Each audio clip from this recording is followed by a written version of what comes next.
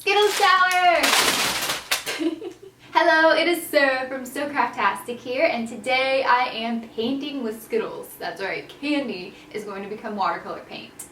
That was a pretend paintbrush. Also at the very end, I'm going to be doing the Skittles Rainbow Trick, so if you guys have not seen that, you should watch it and then try it for yourself because it is so cool. Before we get into that, let me just tell you that there are some other candy ideas because I've teamed up with some awesome YouTube friends to bring you 3 different other ideas. There's Celine from Akameru Kwai, who is doing the cutest mini Harry Potter inspired treats. They're adorable, especially the little chocolate frog.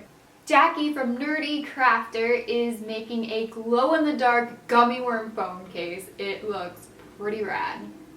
And Kim from Kimspire DIY is making candy-themed phone cases and chargers that are super sweet, pun intended. Please go on over and check out their videos after you've finished watching this one and subscribe to them as well as me if you like what you see, and I will try not to rhyme anymore in this video. I am looking away right now. The time has finally come for the main attraction. Let's get on to the candy. To make a Skittles painting, you'll of course need Skittles! All the Skittles! A lot of Skittles. Well, some Skittles. So get Skittles and dump them out. How many times am I going to say Skittles in this video?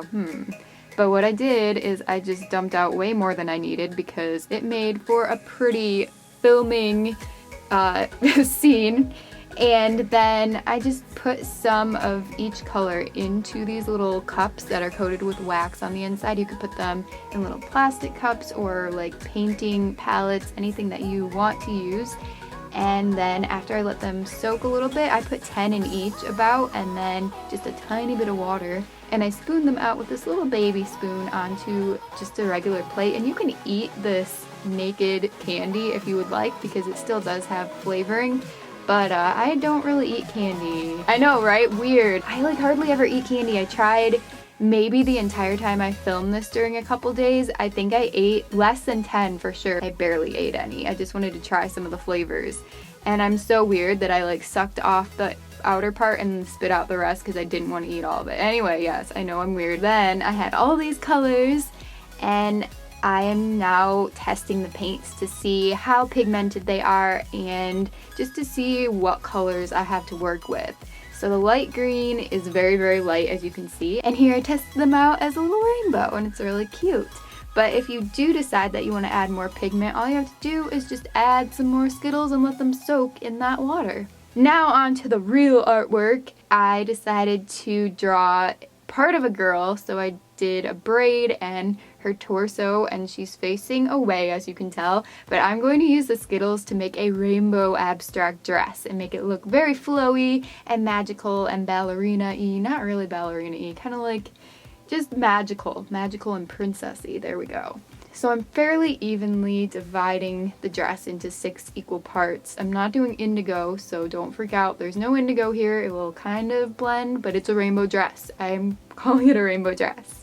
The Skittles paint is actually very easy to paint with. It's very flowy and watery, just like watercolors, but it's not exactly like watercolors. I don't have a ton of experience with watercolor paintings, but the experience that I do have, I know that watercolors, it's easier to have a variation of opaque and more of like transparent areas, I guess. With Skittles, there's not a lot of variation. Even when you do go and add water back into it, it doesn't flow as well as watercolor and it doesn't blend as well. It takes a lot more patience and a lot more time and effort, I would say, unless I'm just not doing something right here. But you can definitely add some water into the paint as you go and try and make it spread more and be a little bit less vibrant in certain areas. I am kind of interrupting the video. I'm still leaving it play while I paint the blue here, but I am wondering if you guys would like to start up the hashtag SoCraftastic photo sharing again. And here I'm showing some photos that were shared with me on Instagram, and I think there's one from Twitter as well. If you guys want your photos to be featured in videos randomly, then just all you have to do is check out my social media links in the description box below and send me your photos, and I would love to share them and make this channel more interactive again. I used to do this all the time and I don't know why we got away from it, but I think it might be cool to bring that back. What do you guys think? now done with that, yellow, orange, pinkish red, purple, blue, and green. And I let that sit for a while and dry, and then I went back in and built up with some more shadows to make it look a little bit textured and more realistic in turn. Not gonna lie, I definitely built up the colors on these probably 5 times each because it does take kind of a while with this paint to get that kind of effect. But it did work out and I am pretty happy with it. Look how beautiful she is. This is definitely one of my favorite pieces and I love it. I do, I really do. I'm very happy with this and I had a lot of fun making it. I am painting on cardstock paper, by the way, because I ran out of watercolor paper. I think that I showed you guys that last time and I never got more yet. But anyway, the second painting that I'm doing, these pretty feathers, and they're actually really easy to do. You just draw the stem, or not draw it, you paint the stem. You can draw it a little bit, like you could do a sketch. I think that would be easy for, you know, people who think they're gonna mess up. I kind of sort of did not like the way that the green one turned out, but that's more so because certain colors of Skittles don't blend as well and the green didn't blend as well. And also I left the green Skittles in the water even longer than the rest, so I think some of the sugar got out and like got in the water more so than just the pigment, if that makes sense. And I left these sit overnight, the paints, and I think some of the wax got in the water as well. But it still turned out pretty cute. The third piece of artwork I have is this squiggly shooting star fest. I don't even know what the heck is a shooting star fest. It's just a really pretty like swirly scene that's really surreal. So I painted this rainbow, quote unquote rainbow, almost rainbow, no indigo again, but it kind of blends to that. And I started off with yellow and then the next row I started with orange and then pink, and if you notice it just kind of shifts every time I go up. But the purple is extremely difficult to blend.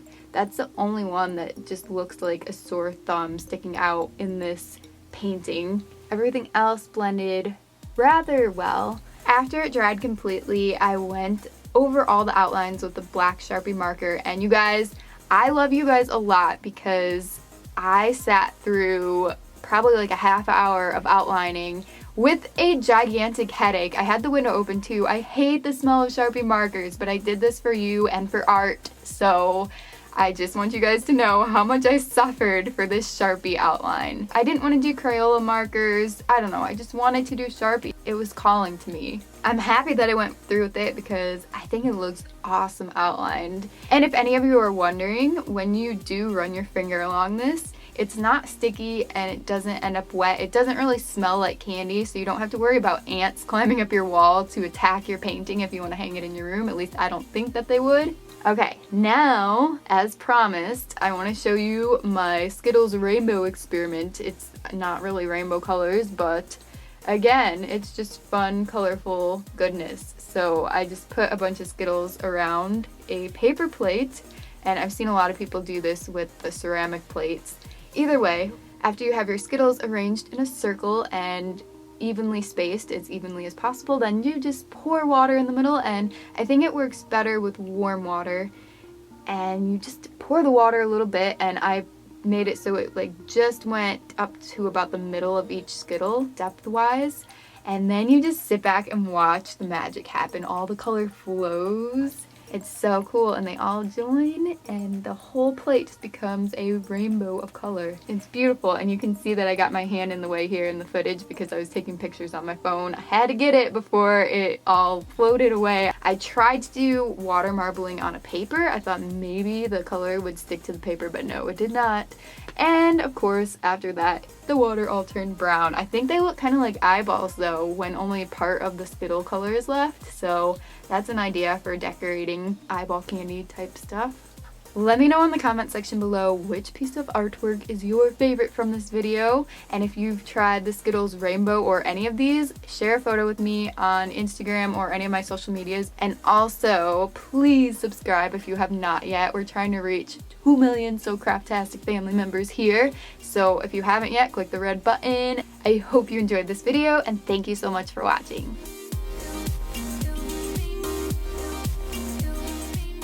I imagine if you guys wait until after Halloween, you can get some mega crazy clearance candy sales, so you can get your Skittles for super cheap. If you like this kind of drawing with weird things video, I have done a makeup drawing video not too long ago. I will link that below. If you have suggestions for other things that I should draw, paint, or do other artwork with, leave those in the suggestion comment box. Oh my gosh. Leave suggestions in the comment section. That's what I meant to say. Also, do not forget to check out my friends' videos. They are awesome candy-related themed things, and you should watch them. You really should. And I have a vlog that just went up on my Live Love Sarah Lynn channel, so you should watch that too if you like vlogs. I'm going to be vlogging this weekend at Put-in-Bay, so get ready for that to come up soon as well. I'm also going to be editing my vlog from last weekend soon, which was when I went to the Best of Cleveland party and I was a balloon princess. Someone made me a crown. I was pretty happy. Alright, I hope you guys have a great rest of the day,